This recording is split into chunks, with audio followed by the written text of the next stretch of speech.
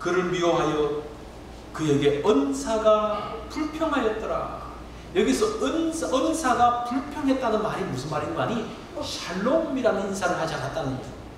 그러니까 동생을 보면 하이 그러잖아요. 굿모닝 그러든지. 근데 그거를 하지 않는다. 딱 보면 얼굴을 탁 돌립니다. 그렇게 살았던 이 형들. 그런데 요셉이 꿈 이야기를 하면서 더 이 형들이 그냥 더욱더 미워하게 됩니다. 그리고 기회가 되었을 때 요셉을 죽였고. 일반적으로 말할 때에 야곱이 문제라고 말하지만 사실 이 편애라는 게 사실은 없을 수가 없는 겁니다. 여러분들 편애하지 않으세요? 물론 표시는 안 하지. 안 하는데 애들이 여럿 있으면 어떤 애한테 마음이 가는 애가 있잖아요. 그죠? 말은 안 하지만. 그래서 어떤 애는 약해서 마음이 끌리고, 그죠? 어떤 애는 부족하기 때문에 마음이 끌리고, 어떤 애는 자랑스럽기 때문에 마음이 끌리고, 하여튼 어떤 이유든지 간에 곧 아이들을 똑같이 사랑하기는 사실 불가능해요. 어딘가가 끌려가는데 표시는 안 할 뿐이죠. 그런데 애들은 귀신같이 그거 아는 거 아십니까? 엄마 아빠가 누구를 좋아하는지 다 알고 있어요. 참 이런 편애라는 거. 하나님도 편애하시는 것 같아요. 에서와 야곱 중에 누구를 더 사랑하십니까? 야곱을 더 사랑하십니다. 다윗과 사울 중에서 누구를 더 사랑하십니까? 다윗을 더 택하고 사랑하십니다. 어떤 사람은 그렇게 이야기하죠. 하나님은 아무개 집사님을 더 사랑하는 것 같아. 나보다. 뭐 그렇게 말하는 분들이 있더라고요. 그렇다고 그 사람을 그냥 죽이도록 미워하는 게 당연한 겁니까?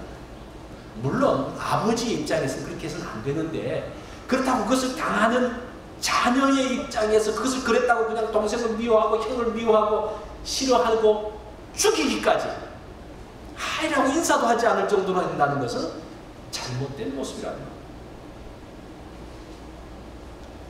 자, 그 다음에 우리가 요셉에 대해서 한번 살펴보겠습니다. 지금 우리가 문제의 핵심에 있는 인물들을 찾아가는 겁니다. 요셉의 잘못은 뭔가? 아버지가 아무리 편애했어도 요셉만 잘했으면 어땠을지 모르겠어요. 이 요셉이 과연 어땠냐? 2절 중간에 한번 보십시오. 이 요셉이 어떻게 했는지가 나옵니다. 요셉이 17세 소년으로서 그 형제와 함께 양을 칠 때에 그 아비의 첩 빌하와 실바의 아들들로 더불어 함께 하였더니 그가 요셉이 그들의 과실을 아비에게 고하였더라. 이 요셉이 형들과 함께 양을 칠 때에 형들이 잘못한 것을 지금 요셉이 어떻게 했다고 이야기합니까? 다 일러 바쳤다. 요셉은 과연 고자질하는 쟁인가? 아니면 정의의 사람인가? 근데 이 과실이라는 단어를 보니까요, 악한 행실, 범죄라는 그런 뜻이 있어요. 그러니까 양을 치면서 형들이 뭘 한 겁니까? 범죄 행위를 한 거예요. 처음부터 아버지한테 말하지 않았겠죠. 형들 그 잘못된 것을 이야기했겠죠. 그러나 형들이 바꾸지 않고 계속적으로 그 악한 행실을 계속적으로 할 때에 여러분들 어떻게 하시겠습니까? 형들이 잘못된 것을 계속 하지 말라고 하고 그건 범죄고 악한 것이기 때문에 하지 말라고 해도 계속 할 때에 아버지한테 말해야 됩니까? 아니면 형들을 감싸줘야 됩니까? 어떻게 해야 돼요? 그 둘 중에 요셉은 아버지에게 고했다라고 이야기해요. 사실 이것도 평가 보류예요. 어떻다고 이것만 봐서는 요셉이 고자질쟁이다? 그 속단할 수가 없어요. 그리고 꿈 이야기할 때도 똑같은 말이라도 어떻게 하느냐가 중요해요. 아주 거만하게 무시하면서 내가 이런 꿈을 꿨는데 당신들 형편없어? 이렇게 말할 수도 있고 그냥 단순하게 진지하게 꿈 이야기를 할 수도 있는 거예요.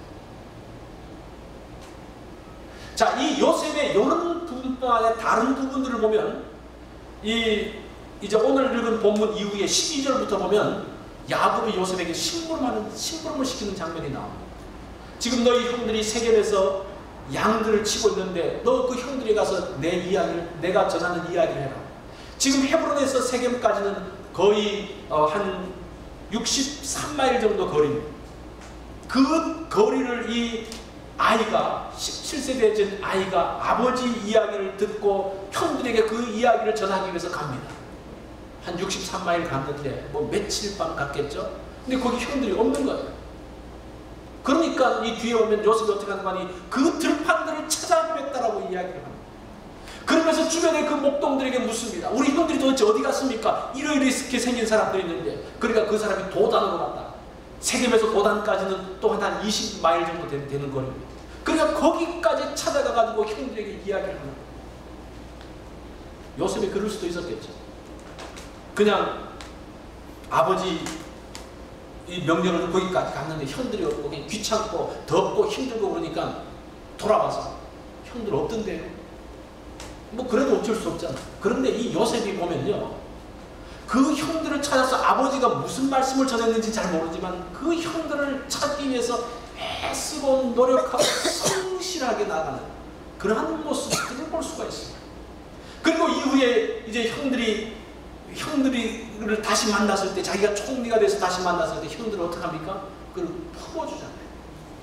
그런 모습들을 봤을 때 과연 이 요셉을 어떻게 평가해야 될 것인가? 이런 아이가 있다고 합니다. 그건 심리학적으로도 설명하는데, 주변에서 아무리 왕따시키고 미워해도 놀려줘도 전혀 그걸 눈치 못 채는 애가 있대요. 그러니까 분명히 미워하고 싫어하는데도 거기에 대해서는 열려있지 않아가지고 잘 모르는 거예요. 그러니까 부정적인 면보다는 긍정적인 면으로 그냥 열려있는 아이. 그런 아이를 대하면요, 미워하는 사람이 오히려 힘들어집니다. 미워해도 그걸 눈치채지 못하고 계속 달라붙으니까. 아마 이 요셉이 하나님의 은혜로 아마 그런 가운데 있는 것이 아닌가라는 그런 생각을 제가 해보았습니다. 자, 야곱의 가정이 무너지는데 가장 크게 기여한 사람이 누굽니까? 1, 2, 3 뭐 이렇게 따진다면 누구예요? 야곱도 영향을 미쳤지만 사실 결정적인 원인은 그 형들에게 있는 것을 보게 됩니다. 자, 지금까지는 이 야곱의 가정의 문제가 무엇인지를 살펴봤다면 이제 이 성경이 이 문제들을 어떻게 해결하는지를 살펴보겠습니다. 이제 그것을 보려면 43장으로 넘어가야 됩니다. 이 43장의 사건은 이제 무엇인가 하니 요셉이 애굽에 팔려간 지 22년 후, 그러니까 37장의 사건으로부터 22년 후에 있었던 일입니다. 그 당시 형제들은 20대였는데 이제는 40대가 됐어요. 이제 어느 정도 나이가 들었어요. 그때까지도 이 아버지는 여전히 편애하고 있어요. 이제는 누구를 편애합니까? 베냐민을 편애합니다. 그러니까 야곱은 자신의 집에서 가부장적인 권리를 여전히 누리고 있었어요. 자, 이때는 어떤 때였는가 하니 가나안 땅에 큰 가뭄이 왔어요. 우리가 요셉의 이야기를 잠깐 말씀을 드리면, 요셉이 이제 그 애굽에 가가지고 종살이하고 힘들겠다가 바로의 꿈을 해석을 해줍니다. 그러면서 총리가 되지 않습니까? 그때 나이가 30세였다라고 이야기해요. 그 바로의 꿈이 무엇이었는가 하니 7년 동안 흉년이 들고 7년 동안 풍년이 들고 7년 동안 흉년이 드는 그 꿈이었습니다. 그래서 이 요셉을 총리로 세워서 7년의 풍년 기간 동안 잘 그것들을 저장을 해서 흉년의 기간 동안 이 애굽 사람들을 먹여 살리는데, 지금 이 43장의 시점은 흉년 2년째에 있었던 일입니다.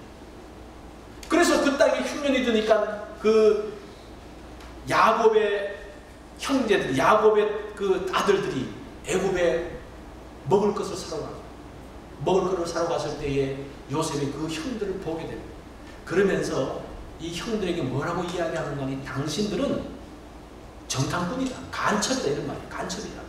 너희가 지금 애굽이 어떤지를 보기 위해서 왔는 사람들이지. 그러면서 잡으려고 그러니까 이 형들이 뭐라는 거니, 우리는 절대 그런 사람이 아닙니다. 그러면서 자기들이 누군지를 설명하는 거예요.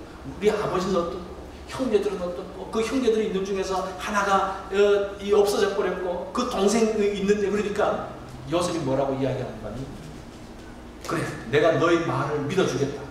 그런데 너의 말이 진짜라는 것을 증명해야 된다. 그게 무엇인가 하면 넌 막내 동생을 데려오라. 그러면서 둘째 아들 시몬을 인질로 잡아두었어. 그러고 난 다음에 이제 이 사람들이, 이 형제들이 집에 돌아와가지고 아버지한테 이야기해. 이러이러한 일들이 있었어. 그래서 이제 우리가 다시 그 시몬을 구하러 가기 위해서 이 막내 동생을 데려가야 돼.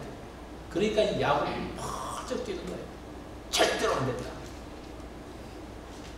그때까지 그 야곱이 대단했던 거야. 절대로 안 된다.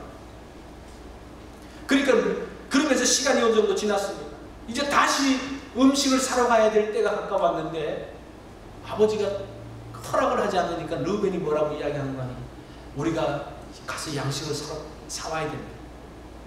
만약에 베냐민을 데려가서 베냐민을 데려오지 못하면 내 두 아들이 있는데 내 두 아들을 죽이십시오. 이렇게 이야기해요. 그래도 야곱이 요지부터 또 어느 정도 시간이 지나니까 양식이 다 떨어졌거든요. 이제는 야곱이 야 이제 가가지고 좀 먹을 거 사오라. 그러니까 유다가 또 이야기합니다. 아버지 베냐민을 데려가지 않으면 우리가 갈 수가 없습니다. 지금 시몬도 잡혔는데 우리가 가면 다 잡힙니다. 만약에 베냐민을 보내신다면 내가 목숨 걸고 베냐민을 데려오겠습니다라고 이야기합니다. 자, 여기서 지금 뭐가 지금 좀 바뀐 것 같습니까? 옛날 20년 전하고 뭐가 바뀌고 있어요? 아버지하고 아들들하고 대화가 되고 있어요. 대화가. 그게 하나의 변화의 시작입니다. 그러면서 이 아들들이 아버지가 편애하는 것을 인정해주고 있습니다. 아버지가 베냐민 그렇게 죽자 살자로 이 붙들고 있으니까 뭐라고 이야기합니까? 베냐민이 잘못되면 내 두 아들을 죽일 테니까 아버지 제발. 유다도 뭐라 그럽니까? 내 목숨을 걸고 베냐민을 데려오겠습니다. 그러니까 온 집안이 아버지가 귀하게 여기는 베냐민을 함께 귀하게 여기고 있는 그 모습으로 바뀌어가고 있는 것을 보게 돼요.